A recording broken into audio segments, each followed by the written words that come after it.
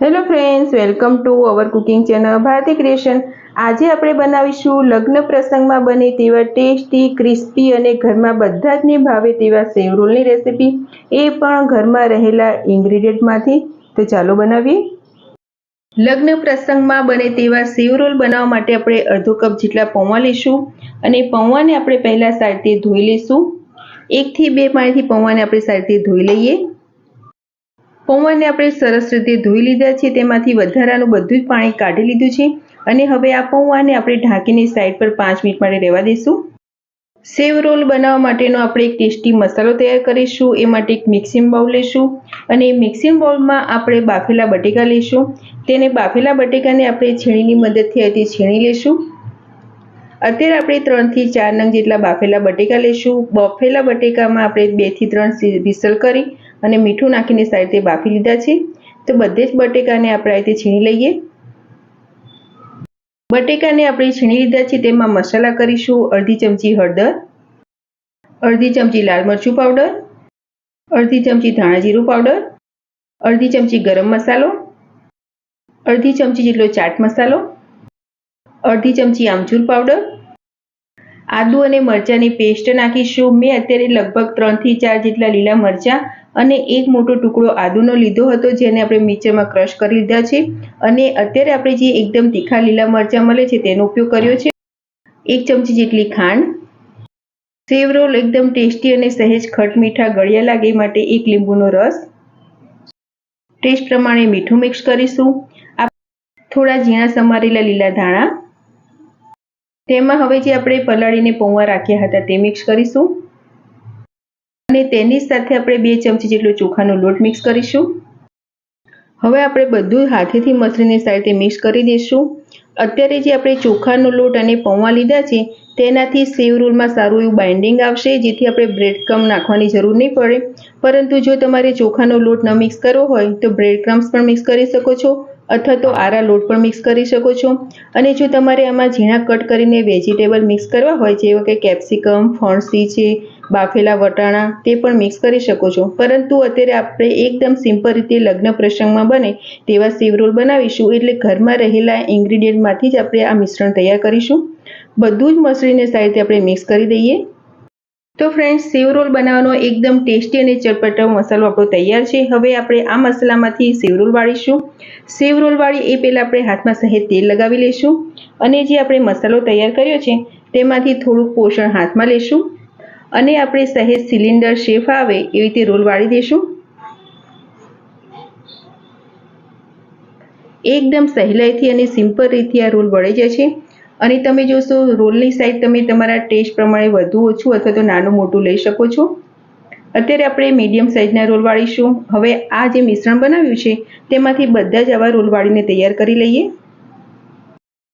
તો આપણે જે મિશ્રણ તૈયાર કર્યું હતું તેમાંથી બધા જ રોલ વાળીને સરસ રીતે તૈયાર કરી લીધા છે। હવે આ રોલને આપણે સાઈડ પર રાખીશું। અત્યારે આપણે સેવ રોલ બનાવી છે, એટલે મેં અત્યારે જે ઘઉંની એકદમ બારીક ઝીણી સેવ મળે છે તે લીધી છે।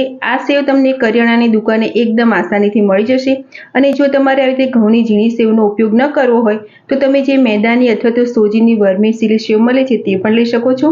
આ બધી જ સેવ રોલ પર કોટ સરસ રીતે થઈ જાય એ માટે આપણે એક સ્લરી બનાવી લઈએ। સ્લરી બનાવવા માટે આપણે 2 ચમચી જેટલો મેદો લઈશું અને તેમાં પિંચ જેટલું મીઠું લઈશું અને તેની સાથે આપણે જરૂર પ્રમાણે પાણી મિક્સ કરી દઈએ અને આપણે એકદમ પતલી સ્લરી બનાવીશું, જેથી રોલ પર સરસ રીતે કોટ થઈ જાય। રોલને કોટ કરવા માટેની એક પણ લમ્સ ન રહે તે સરસ પતલી સ્લરી બનાવી લીધી છે। અત્યારે મેં મેદાનો લોટનો ઉપયોગ કર્યો છે, તેની જગ્યાએ તમે ઘઉંનો લોટ અથવા તો જે કોર્નફ્લાવર મળે છે તેની પણ સ્લરી બનાવી શકો છો। હવે આપણે રોલને સેવથી કોટ કરીશું, એ માટે જે સ્લરી બનાવી છે તેમાં પહેલા આપણે ડીપ કરીશું।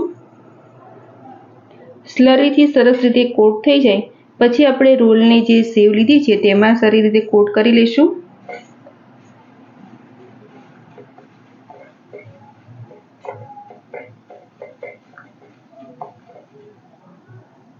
સહેજ આપણે આવી રીતે હાથેથી પ્રેસ કરી દઈશું, જેથી જે સેવ છે સરસ રીતે ઉપર લાગી જાય અને આપણે જોશું તો આપણું સરસ રીતે આ સેવ રોલ તૈયાર થઈ ગયું છે।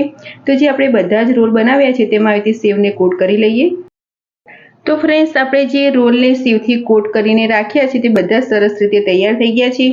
તેની ઉપર જે સેવ લગાવી છે તે બરાબર સેટ થઈ જાય એ માટે આ સેવ રોલને આપણે 10 થી 15 મિનિટ માટે ડીપ ફ્રીઝરમાં મૂકીશું, જેથી તે સરસ રીતે સેટ થઈ જાય. લગભગ 15 થી 20 મિનિટ જેવું થઈ ગયું છે અને જે આપણે સેવ રોલને ડીપ ફ્રીઝરમાં મૂક્યા હતા તે સરસ રીતે સેટ થઈ ગયા છે. હવે આપણે આ સેવ રોલને ડીપ ફ્રાય કરીશું અને તેને તળવા માટે તેલ ગરમ મૂકીએ. સેવ રોલને તળવા માટેનું તેલ સરસ ગરમ થઈ ગયું છે. હવે તેમાં આપણે એક એક રોલ મૂકતા જશું.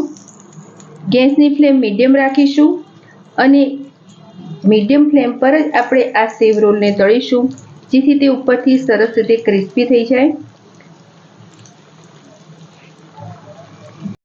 એકાદ મિનિટ જેવું થાય પછી ઝારાની મદદથી આપણે સેવ રોલને પલટાવી લઈએ અને 3 થી 4 મિનિટ જેવું આ સેવ રોલને તળાતા થશે એટલે આપણે પલટાવતા જશું અને મીડિયમ ફ્લેમ પર આ સેવ રોલને તળી લઈએ.